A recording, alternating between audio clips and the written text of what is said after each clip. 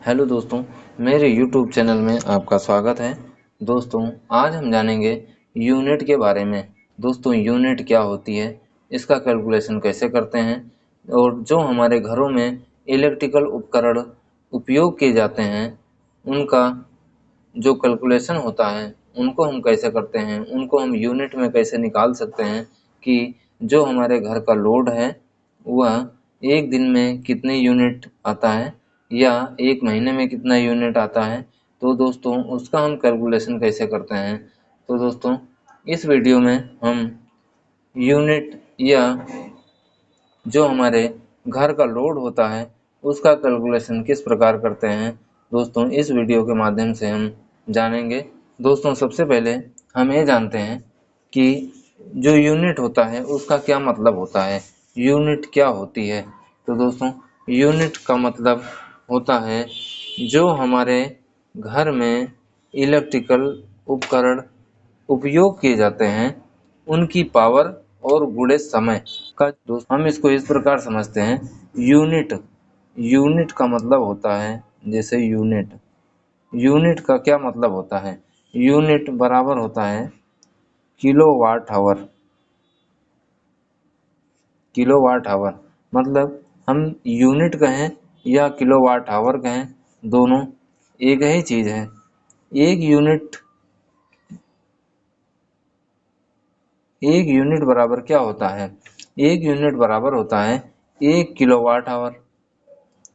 अब 1 kilowatt hour कैसे निकलेगा, मतलब 1 किलोवाट का जो लोड होता है, जो हमारा लोड होता है, उसको हम निकालते हैं किलोवाट में और इसका गुणा कर देते हैं समय से। समय को किस में लेते हैं, समय को लेते हैं घंटे में। तो दोस्तों, इस प्रकार जो हमारा एक यूनिट होता है, वह 1 किलोवाट और 1 घंटे के बराबर होता है। मतलब 1 किलोवाट का लोड अगर हम 1 घंटे चलाते हैं, तो हमारा जो यूनिट आएगा वो 1 यूनिट होगा, 1 यूनिट होगा। तो दोस्तों, इसमें हम इसको कम करें, इसको ज़्यादा करें, या इसको कम करें, इसको ज़्यादा करें, इससे कोई फ़र्क नहीं पड़ता।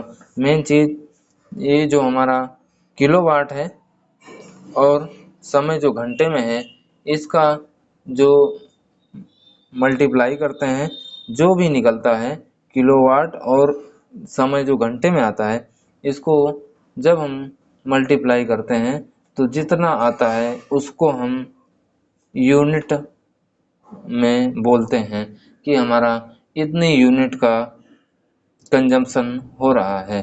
दोस्तों, अगर हमारे घर का जो लोड है, अगर हम किलोवाट में निकाल लेते हैं, तब सीधा सीधा कैलकुलेशन कर देते हैं कि जैसे हमारा 1 किलोवाट का लोड है और कितने घंटे चलता है वो, मतलब कितने देर चलाते हैं हम उसको। तो जैसे हम इसको 2 घंटे चलाते हैं या 3 घंटे चलाते हैं, तो जैसे 1 किलोवाट का लोड है गुणे 3 घंटे हम चलाते हैं उसको, तो कितने यूनिट आएगा। तो इसका अगर हम गुणा करते हैं, तो 1 × 3 बराबर 3 यूनिट आएगा। दोस्तों, हम इसको इस प्रकार बोल लेते हैं। लेकिन यही जब हमारा लोड वाट में होता है, क्योंकि जो पंखे होते हैं, सीलिंग फैन वगैरह होते हैं, या पेडिस्टल फैन होते हैं, कूलर फैन होते हैं, तो दोस्तों 1 किलोवाट में नहीं होते हैं, वाट में होते हैं। वाट में होते हैं, ये लिखा होता है हमारे फैन के ऊपर कि हमारा जो फैन है या कोई इलेक्ट्रिकल उपकरण है, वह कितने वाट का है। तो दोस्तों, वाट में जब होता है तो हम उसको सबसे पहले किलोवाट में बदलते हैं। तो किलोवाट में बदलने के लिए हमें ये पता होना चाहिए कि 1 किलोवाट बराबर क्या होता है, मतलब 1000 वाट होता है। 1 किलोवाट में 1000 वाट होता है। तो दोस्तों यह 1 वाट बराबर अब कितना होगा? अब 1 वाट कितने के बराबर होगा?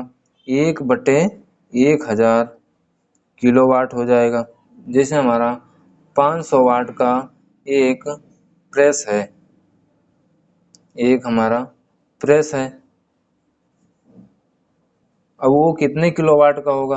अगर हम इसको कैलकुलेशन करें तो दोस्तों 500 वाट का अगर लोड है तो 500 बटे 1000, ये क्या होगा? किलोवाट होगा। तो अगर हम इसको कैलकुलेट करते हैं तो 1/2 आता है, मतलब 0.5, 1/2 या 0.5 हम कह सकते हैं किलोवाट। अभी कितना आया? किलोवाट आया। अब 0.5 किलोवाट आया, मतलब आधा किलोवाट आया। अब आधा किलोवाट आया, जैसे प्रेस होता है हमारा, तो प्रेस हम कितना देर चलाते हैं? एक दिन में कितना देर चलाते हैं? माना हमने आधा घंटे चलाया, तो आधा घंटा चलाया तो आधे घंटे के लिए अब हम किलोवाट में निकाल लिए इसका लोड। अब किलोवाट में जब निकाल लिए तो इसके अनुसार हम कैलकुलेशन करते हैं किलोवाट गुणे घंटे, मतलब जैसे 0.5 किलोवाट का लोड है और हम आधे घंटे चलाते हैं, मतलब 0.5 चलाते हैं, तो जो हमारा लोड होगा 0.25 यूनिट आएगा। जो हमारा लोड होगा 0.25 यूनिट आएगा। अब ये क्या है? हम एक दिन में आधा घंटा चलाते हैं। इसी प्रकार अगर हम एक महीने का निकालना चाहें तो इसको भी हम गुणा करेंगे 30 से। जैसे एक महीने का जो यूनिट होता है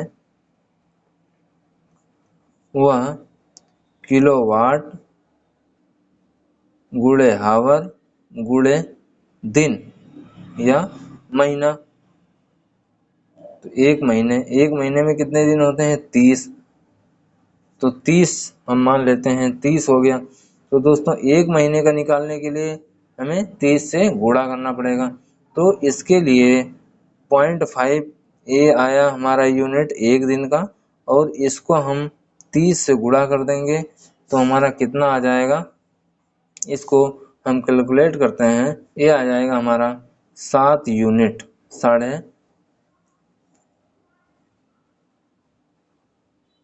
पर महीना। मतलब 500 वाट की एक प्रेस है, उसको रोज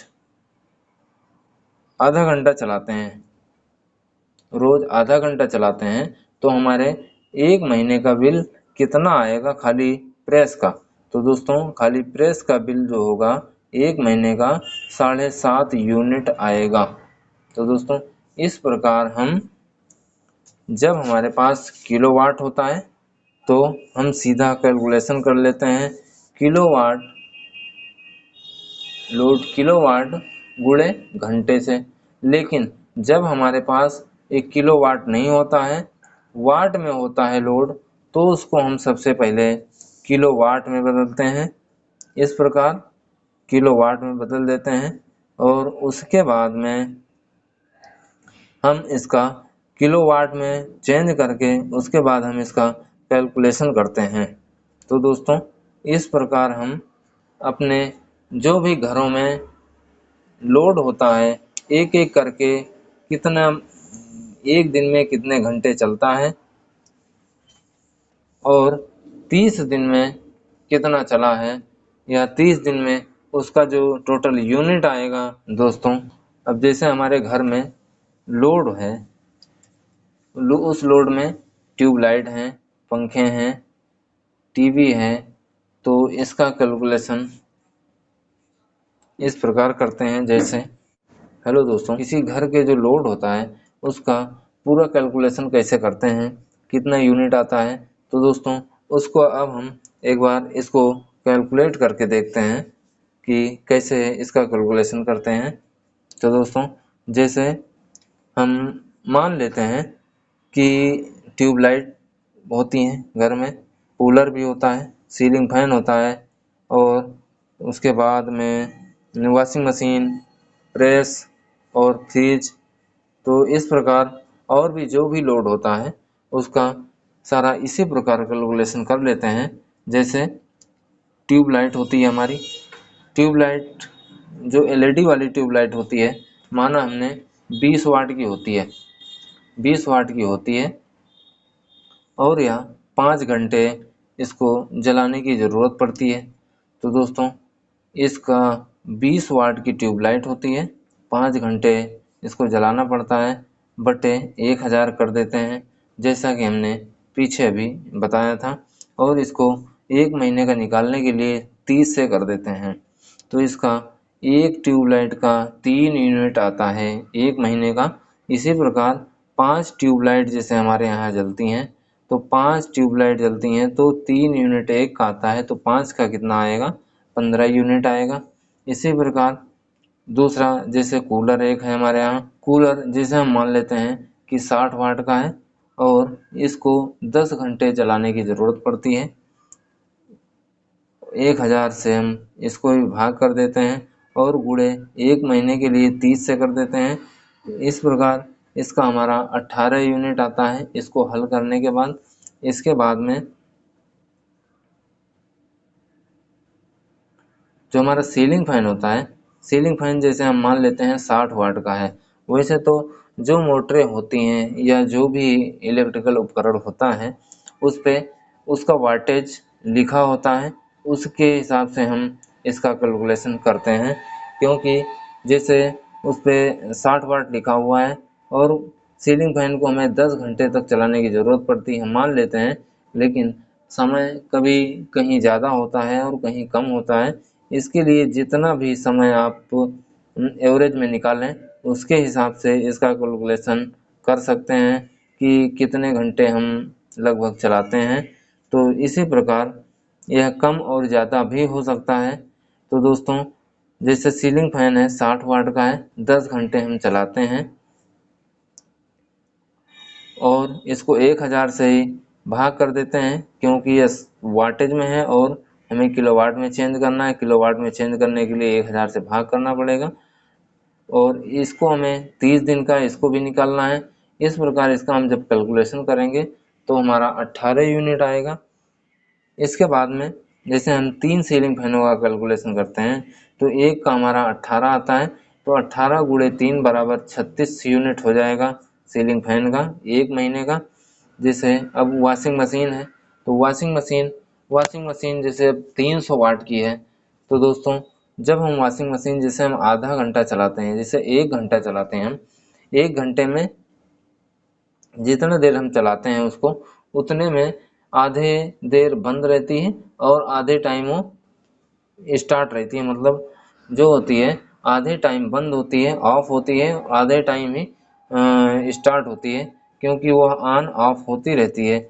इसके लिए हम इसको जैसे 1 घंटे चलाना है तो इसको हम आधा घंटे ही मानते हैं, क्योंकि आधे घंटे ही चलती है, आधे घंटे वो बंद रहती है 1 घंटे में।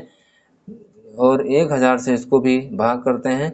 इसके बाद 1 महीने का निकालने के लिए 30 से गुणा करेंगे, तो जब हम इसका कैलकुलेशन करेंगे तो 4.5 यूनिट आएगा। तो दोस्तों हमारे 1 महीने का जो यूनिट आएगा 4.5 यूनिट आता है। इसी प्रकार जो हम प्रेस करते हैं, प्रेस जैसे हमारा 1200 वाट का है, इसका लोड थोड़ा ज़्यादा होता है लेकिन यह कम समय चलता है। तो दोस्तों इस प्रकार जो हमारा ये सारा लोड है हमने यूनिट में निकाला है। अब इसको टोटल कर लेते हैं। जब हम इसको सारा टोटल करते हैं तो दोस्तों ये सारा टोटल कौन कौन सा होगा, इसको जैसे 15, 5 ट्यूबलाइट हैं, कूलर 1 है और सीलिंग फैन 3 है और हमारा वॉशिंग मशीन 1 है, प्रेस 1 है, फ्रिज 1 है। इस प्रकार हमारे 6 आइटम होते हैं। इन 6 को हम जोड़ेंगे 15, 18, 36, 4.5, 9 और 72 यूनिट। तो दोस्तों इसको टोटल हम जब करेंगे तो हमारा आता है 172.5 यूनिट। अब 172.5 यूनिट तो हमारे घर का निकल आता है, लेकिन अब हमारे जो हमारा एरिया होता है वहाँ पर कितने रुपए पर यूनिट होता है। तो दोस्तों अगर हम मान लेते हैं कि 6 रुपए पर यूनिट होता है, वैसे तो अलग अलग होता है, लेकिन हम मान लेते हैं कि 6 रुपए पर यूनिट आता है। तो दोस्तों जब 6 रुपए पर यूनिट आता है तो हमारा टोटल कितना आया एक महीने का, 172.5 आया। तो 172.5 गुणे 6, अब ये हमारा आ जाएगा कि एक महीने का कितने रुपए आया।